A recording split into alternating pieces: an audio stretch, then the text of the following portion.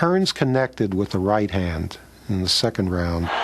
Cuevas just became a noodle. There's it, Johnny, all over.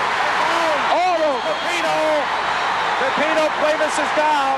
Pepino's trainer immediately, no hesitation, threw the white towel in the ring. Immediately. That's how devastating that right hand was. That's all. The fight is over. It ends in the second round, and Thomas Hearns becomes the new WBA welterweight champion. That's holy crap. This guy can fight. This guy's bad. You are dodging that man. Well, the fact is just what they say. They've made statements that I'm trying to get away from Thomas Hearns, that I'm afraid of him. The only thing that I fear is the fact that they won't pay me the money that I deserve, the money that I want. Aren't you afraid he's going to beat you? I'm not afraid of any man. By 1980, the boxing world had two welterweight title holders, Thomas the Hitman Hearns and Sugar Ray Leonard, who had recently regained his belt in a contentious rematch with Roberto Duran, where Leonard's taunting style frustrated the legendary champion into quitting. I think that Ray Leonard proved in the fights with Duran that he was more than a pretty face. It was no longer was Sugar Ray Leonard a really good fighter. It was he the best fighter out there? Are you going to fight Thomas Hearns? I'll fight Thomas Hearns when he reaches the statue and the popularity of Roberto Duran. Thomas Hearns was legitimately feared, we believe, by the Leonard camp.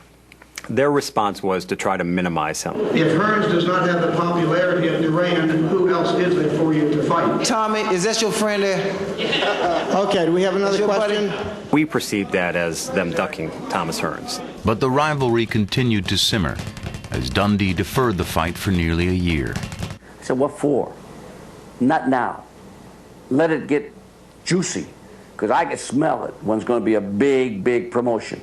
I turned Hearns down. But Thomas Hearns remained Leonard's last barrier to greatness. Tommy was the best, and I had to prove that I was the best by beating a guy like Tommy Hearns. That fight was the most important fight of my professional boxing career. The showdown was finally set for September 16, 1981, in Las Vegas, proving the genius of Dundee's delay by promising to be boxing's highest-grossing fight of all time, with Leonard's take of nearly $12 million, banking him the largest salary in sports history. I'm looking forward to it, and buddy, you better be ready. You better be ready. All day long. Against your head. All day long. All day long. All day long. It'll be one shot. Everybody in America wanted to be in Las Vegas that night. Only 25,000 people could see the fight, but 100,000 people came to town. It was that big of a deal for the boxing world and the city of Las Vegas. With Leonard perceived as the classic boxer and Hearns known as the devastating puncher, experts were at odds over the fight favorite. But to the thousands of loyal Detroit fans flooding into Vegas, Hearns was a sure thing. This was the safest bet in town, betting on Thomas Hearns. People were mortgaging their homes. They were selling their businesses. This was their retirement fund. And everything rested on Thomas Hearns. This is the feature attraction of the evening. 15 rounds of boxing for the undisputed welterweight championship of the world.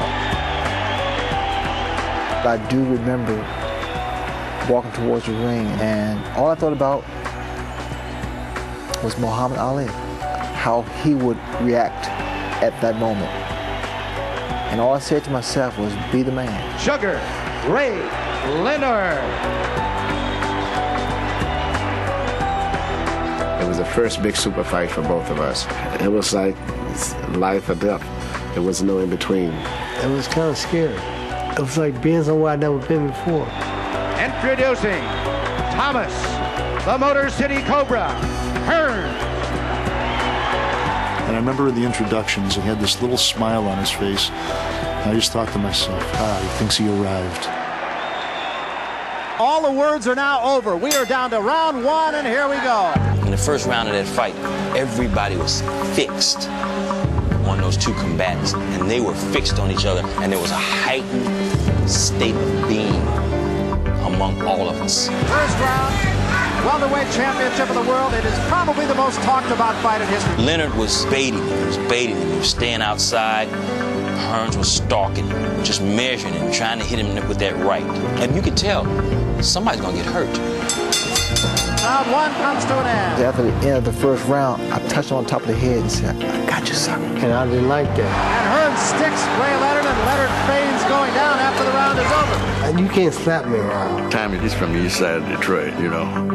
You touch me wrong, man, I'm gonna break your head. He set the stage right there that he's not playing. This is no game anymore. We're fighting. Round two. First round very close. In the second round, Tommy stung him. Early, there's a good right hand. Good right hand. Bam! Oh my God. Long night. Tommy was like a cobra. He was bringing the fight to Ray. Combination that time by Hearns. Once more scores on Ray. The primary goal was to knock Ray Leonard out. Hearns stalking his man now. Ray's sweating, I'm sweating too. I'm saying, Ray, move, Ray. Right hand by Hearns stands Leonard straight up, and he backs off. We're going to second round, third round, fourth round. You know, I'm like, oh, what is he doing? What is he doing? Because Tommy is winning. Hearns' jab is bothering Leonard. There's no question about it. His jab was so accurate and so fast that my left eye started to swell. Tommy was tattooing. Boom, boom, boom. I mean, no ifs and buts. Tommy is winning the fight. It's starting to build. That fire is getting bigger and bigger. And so far, it's living up to its billing. Come on, box. Don't look out fighting this guy. 1/3 of this fight is over. We're going into the second third. Even though Thomas was slightly ahead, I was never relaxed. Ray Leonard was much stronger than most people realize. I knew the explosion was still going to happen sooner or later. Ray gets inside, left hand, Hearns backs him up. Hearns with another runner with another left hand, and a right hand in the head. And Hearns' legs are wobbling. And from there, the fight changed. The fight totally reversed. Leonard became the puncher, the stalker, and Hearns became the boxer who was evading. Ray's corner telling him to stay on him, stay on him. Hearns backs up now. Leonard stalks him. Another left hand. Hearns is still hurt. Thomas got hit. Thomas got hurt. I mean, we couldn't believe it. Combinations once more by Ray Leonard. Hearns' legs are still like jelly. That's the first time we had ever seen Thomas in trouble. We didn't know if he could ever take a punch. Hearns is against the ropes, and he has definitely had the starch taken out of him here. They could have knocked him out in that round, I'm certain. And he let him off, thinking he's playing possum. He's not really hurt as bad as this. If I go after him, is he going to catch me? Right hand misses by Leonard. Gives Hearns another moment. He's still hurt, though. Combination's right above us. Hearns goes reeling back once more. Against the ropes again as we come to the end of round 6. At the end of the sixth round, I was threatening to possibly stop the fight. Most definitive round of the fight. That round could turn the fight around. But Thomas has tremendous pride and determination. We doctored him up, put some ice, and brought him back as quick as we could. Sent him back out there for some more damage. Good enough talk. Good enough talk. Once more, Hearns backs up. Hearns is hurt. Against the ropes, and he is hurt. All I thought about doing was just keep throwing punches, just keep throwing punches, just keep throwing punches. And right now, Thomas Hearns is an open book for Ray Leonard. Backs up against the ropes. And his legs almost buckled on him. I stayed right in his chest, I stayed right in his body. From then on out, that was my fight plan, to just take the fight to him, to break him down. Leonard giving a lot of pounding to Thomas Hearns, who unquestionably is hurt. I don't think Hearns is going to weather this off. I really don't. Tommy was in so much pain. I don't know how he stayed on his feet. I really don't. I wasn't so much scared. It was just I was trying to regain my composure. Thomas Hearns looking every part to beat the fighter now. Another right hand drives him back into the ring post. Crowd is on its feet here in Vegas. We come to the end of the round.